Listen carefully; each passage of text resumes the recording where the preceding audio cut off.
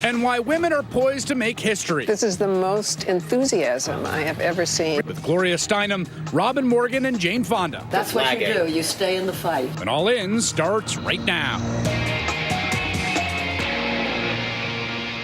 Coming up, Jane Fonda, Gloria Steinem, and Robin Morgan on the pivotal role of women in the upcoming election and why they all still have hope in the Trump era.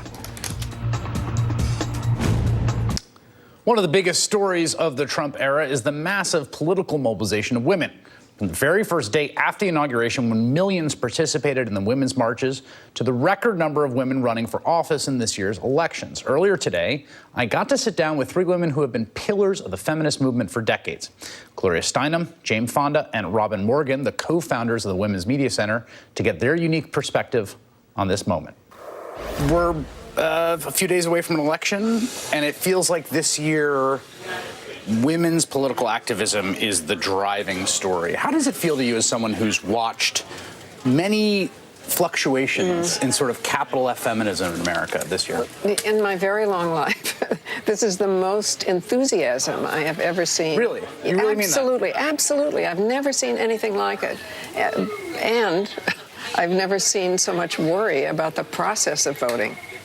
So the good news is the activism and the consciousness and the anger and the caring, and the bad news is what's going to happen to them at the polls. You would say that the activism now, the sort of awakened, the degree to which people are mobilized is more than even these sort of peak iconic moments of the 1960s? Yeah, much more. I mean, remember that was huge consciousness and activism and awakening, but it was about maybe a third of the country. Now it's the majority of the country, and certainly the majority of women. But there is a third of the country that is opposed to losing their old hierarchical identity by sex and by race, and they are mad, right? And they are restricting the vote in many cases. You've been doing a lot of stuff on the ground, right? I mean, you've been sort of out there. I wonder what it looks like from where you've seen it.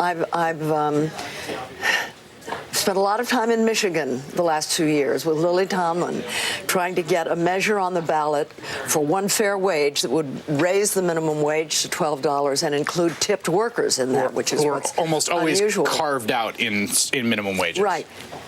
And we did it. We got it on the ballot, and then the Republican legislature took it off the ballot and voted it into law, making it very clear that they would gut it after the election. And they did it as a form of subtle voter suppression. They were scared of it. Yeah, they knew the people who are unlikely voters would be coming to the polls to vote themselves a raise, so they took it off. So I was with Taraji P. Henson and Patrice Cullors traveling all over Michigan last weekend, talking to people about this and about the importance of going to the polls, and people seem energized. People are woke. Every woman I know is asking me, where do we go? How do we get out the vote? How do we canvass? I don't know anybody that's not involved. That's the encouraging part. You know, I was thinking about this last night at the awards, because obviously we're very proud of the Women's Media Center, and it's 11 years, and wow, grown hugely and stuff. But I was thinking there are literally two factors now in this country on which democracy itself depends. And if we can begin to take back democracy here, there will be a ripple effect across the world with places like Brazil, just like there was a ripple effect in the negative on the right wing. And one of those factors is a free, strong press. Yeah. And the other factor is the rising, visible political force of women, both of which we're seeing in this country. And I got suddenly so proud because I realized the Women's Media Center stands right at that intersection, and I quelled. Well, because there's this sort of interesting thing happening representationally right now, right? Both those spheres. So in media, the New York Times had this piece about sort of the Me Too movement and all these powerful men who have been, have lost their positions and often replaced with women. Right. So there's a kind of representational change happening slowly and painfully but surely. fairly. And it's the same thing at the candidate level. I mean, That's right. You are just seeing more women candidates than we've ever seen before. Well, it's not only, I mean, I worried as an old organizer that after the Women's March, it might, fade. People would think I marched, I had a pussycat hat, and they'd go home.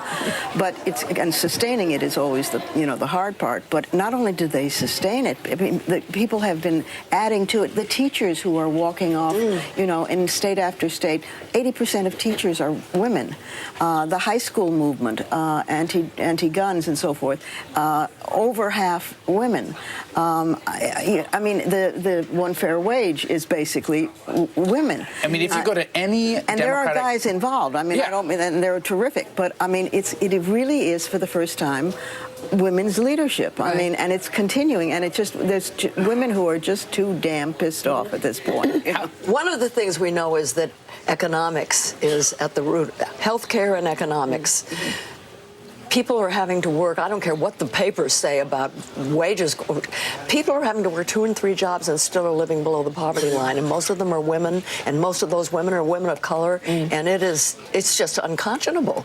But a lot of millennials are going to go to the polls because they know that if they don't, they're going to have to be living with the consequences longer than we do. Well, one of those consequences, I haven't gotten a chance to talk to you since the Kavanaugh confirmation. I mean, one of the consequences is there is now this majority on the Supreme Court and a real question about Roe's future. How did you feel watching the Kavanaugh confirmation play out? Obviously, he was somebody that was not even on the first list of candidates. He was there because he believes in the power of the presidency over the Supreme Court. He was there for a specific purpose. But obviously I believed the accusations against him, but even if you didn't, if you saw him on television refusing to let his wife talk, all right, she sat there the entire time, and finally the interviewer asked her a question, and he answered. I mean, she opened her mouth, but nothing came out. That moved right in. That says it all, right? I mean, the one thing worse than having him on the Supreme Court is to be married to him. But clearly it lit a fire, a prairie fire. Do you think it did? Because there was all this talk about, this is really energizing Republicans because they think he's being treated so unfairly, and that's going to show up on Election Day. Well, I don't know how they can think he was treated unfairly, but we won't go there. That involves logic.